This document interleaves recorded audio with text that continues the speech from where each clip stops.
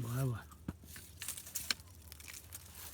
बोल न के हो पिपल डाँडा बर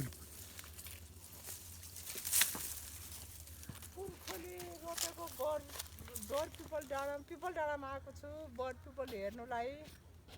बर बुढो भइसकेको छ पिपल भर्खर रोपेको छ तर आउनुलाई धेरै गाह्रो भयो लौरो टेकेर आइरहेको छ। अरू के भन्नु त्यति नै होला। अब के गर्ने अब त्यसलाई गीत बनाउनु पर्यो हुन्छ। आएको म त लौरी नटेकेर खुसी लाग्यो बर पिपल देखेर। ल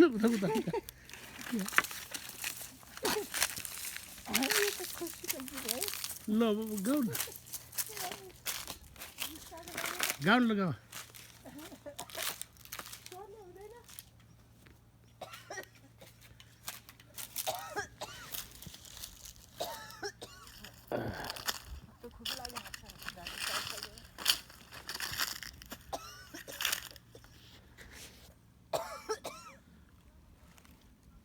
त्यहाँ हाँस्यो नि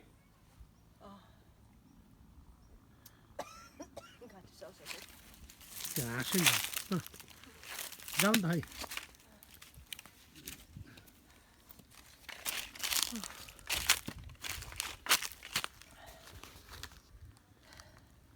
के भन्नु गाउँ भने आएको म त लौरी नटेकेर खुसी लाग्यो बर पिपल देखेर।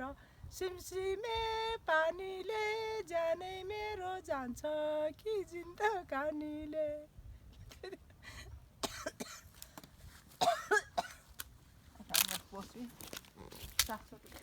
ठेर ठेर गीत नगाउने अच्छा